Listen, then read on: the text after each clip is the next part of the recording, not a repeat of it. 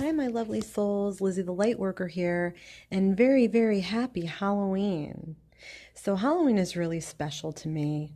I love Halloween since I was a little girl, and I think I was fascinated with the folklore and the Celtic um, folklore that my grandmother used to tell me about. So, it's really Samhain. That's the pagan, Wiccan, Celtic, Druid holiday. And it was the dying of the light when winter would come and everything would get cold and the crops would die and it would be barren. So they celebrated by having bonfires and feasts. They also believed that the veil between the dead and the living was super thin. So, because of that superstition, they believed that their loved ones that had passed uh, could come home. So they would light candles and put them in the windows and leave out little treats for their loved ones. And another thing is that when they dressed up in costumes and lit jack-o'-lanterns, that was to protect themselves from the bad or the evil spirits that they didn't want to come around them. So I'm going to do something rather interesting. We're going to do, because the Celtic people believed that All Hallows Eve was really the new year. And that's what paganism beliefs are, and that's what Wicca goes by. But I find it interesting, and I wanted to also honor my ancestors. So I'm going to do 12 cards for the 12 months leading back to October. And we'll just see each card. So we'll say for November, November is going to be filled with lots of happy times and happy celebrations. November, I feel like, will be get-togethers for families, which obviously, interesting enough, is holidays. You know, we get together for Thanksgiving. This could be new commitments between lovers, sort of like reestablishing their bonds together, and maybe if they're not yet married, it could be an indicator of marriage. This has to do with children, and it has to do with births. So that could be something else. But that's a great card for November. All the cups are full. Everything is, in harmony and harmonious and happy. So November, then we got December. December would be to watch out for some backstabbing behavior from people. It is a reminder that you don't have to win every battle. Not every battle is worth winning or worth putting your energy into. Sometimes you need to learn when to walk away and be the bigger person and swallow your pride. The person that you would be battling is not a nice person. They will pull all the stops to beat you. They will be very jealous of you, very conniving. It'll be sort of like this person, so a deeper attack, like from someone which could be like worse as opposed to someone you don't know. So it's sort of like telling you there's someone around you in December that's not going to be nice, someone that you need to not trust anymore, and someone that you need to let go of and walk away and let them win, because you know what? It's an empty victory. December, January. January 2 is going to be to watch suspicious people around you. Watch for false friends. Watch for false attitudes and personalities and people you know. Watch your belongings, because this is about theft.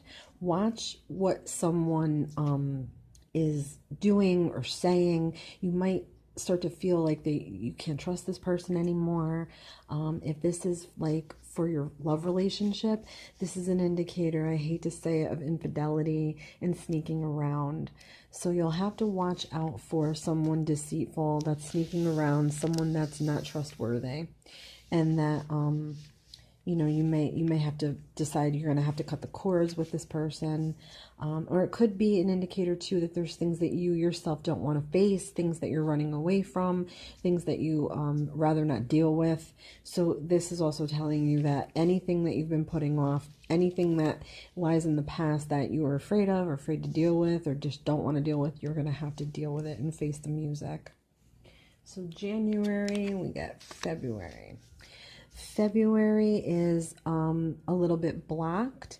There's some things that you want to do and put into motion and get going on and start maybe a new adventure or a new project, and there'll be some blocks. But the blocks will be from within yourself. There'll be things that you are not sure about, or you may not feel like you're strong enough to take a risk, or you're afraid of risk versus reward. But this is sort of telling you to just trust your gut and follow your instincts about what you feel in any given situation. It's telling you to trust your conscience. Let your conscience be your guide. Do not ignore your conscience. In a love relationship, this would not be the best card either. This would be sort of somebody who doesn't want to commit and wants to go their own way, or they're just stuck in between wanting a relationship and wanting freedom. So there is something about blocked freedom here. There is something about lack of direction or not knowing which way to go. So that's for February and March. March is going to be a strong month. March is going to be filled with manifestation, really putting your dreams, making your dreams reality, having the will, the power, and the desire to do so, crafting your destiny, showing off your skills and your talents, and being recognized and appreciated. This is about having the gift of gab and being able to talk and speak well and be articulate. It's about being persuasive and able to get people to do something you want to do by power of suggestion. It's about believing in yourself, believing that you have this mighty will and this mighty drive, that you can accomplish absolutely anything you set your mind to. Very healthy card. For love, this is a great card too. This means that your dream person is coming into the picture, somebody very transformative in your life, that would really make you rethink everything about love that you've ever thought. So it's a really positive one for love and for money. So that's March. April. Okay, April's a really good month too. April's about celebrations and what you have worked for has come into fruition. It's about celebrations, good times, happiness, strong foundations, adding to your foundations, parties, weddings, baptisms, things like that in that nature. It's about having enough money, having enough love. It's about really setting the stage for a good life. Single people, this is a really good card for meeting someone. Couples, this is a great card for if you're together. This could also indicate buying a house or changing hands, or moving somewhere. So it's a really great card. May. Justice. So in May, we see that there may be something that comes up in the form of a legal issue. You might have to prove yourself, or you might have to face something in court, or there might be some debts that you need to resolve. Either way, it's about balance and getting balance back in any given situation. So it's about truths coming out. It's about honesty, integrity. It's about doing the right thing. So you will have to do the right thing in May. May will be a turning point for anything that's been wrong or gone wrong or needs to be made right. Okay, May, June.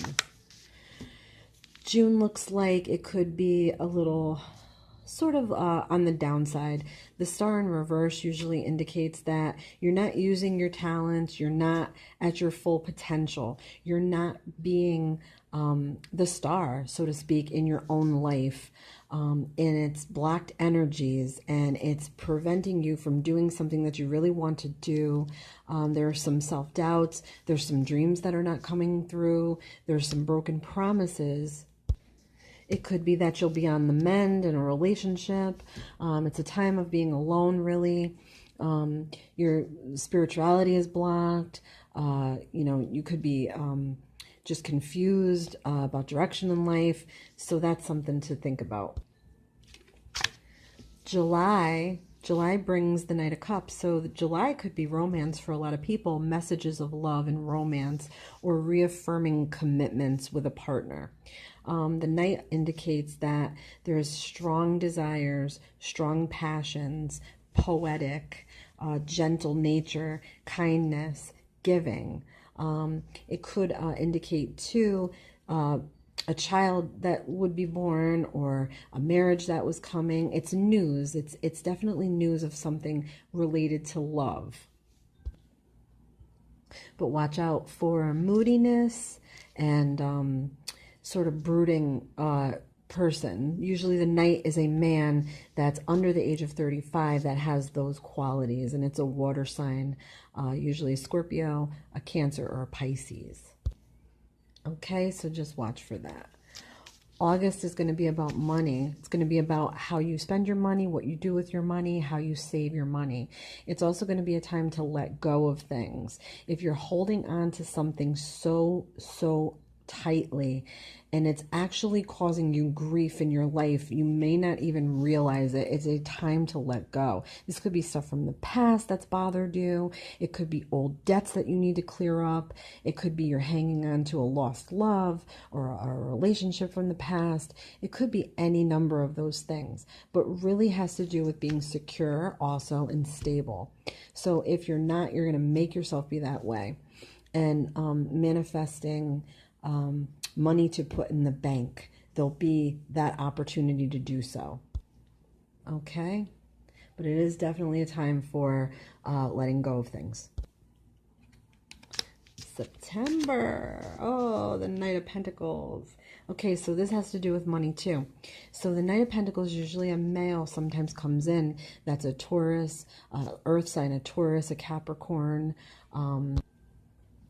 or a Virgo. So usually that energy is very grounded, very safe, very practical, very pragmatic, very dependable, reliable. When it's in reverse, it's the opposite of all those things. So it's saying that, this could be a time where, you're just sort of slacking off on things and you need to get back to saving and, organization and being reliable, dependable, saving your money, not being wasteful with your money or spending on too much luxury items or being greedy. It's caution of greed and, sort of being like miserly, that kind of thing.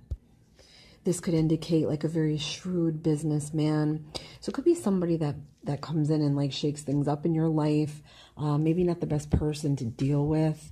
Or it could be just that, it's an indicator that you need to, get back to your roots and get back to, doing what you need to do.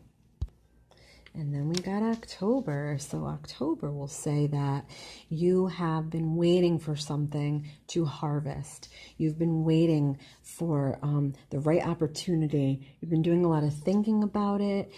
It'll be like a time where you don't know if you're going to stay or go in a situation. It could be at work where you're just confused. You're waiting on a promotion or a raise and it's just not coming. And you're thinking, should I even stay here? Should I leave?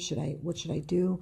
Same thing with a relationship. It'll be sort of like you don't know what's progressing. You're not sure. This is like about faith and reevaluation. So you have to really think about what you want in the moment and in the future. So that's telling you sometimes you have to just reap what you sow and be happy with what you've got for the time being. Okay, guys, I really hope you enjoyed this Halloween year-long spread. Many blessings to you guys. Have a safe and blessed Halloween, and stay tuned for more. This has been Lizzie the Lightworker.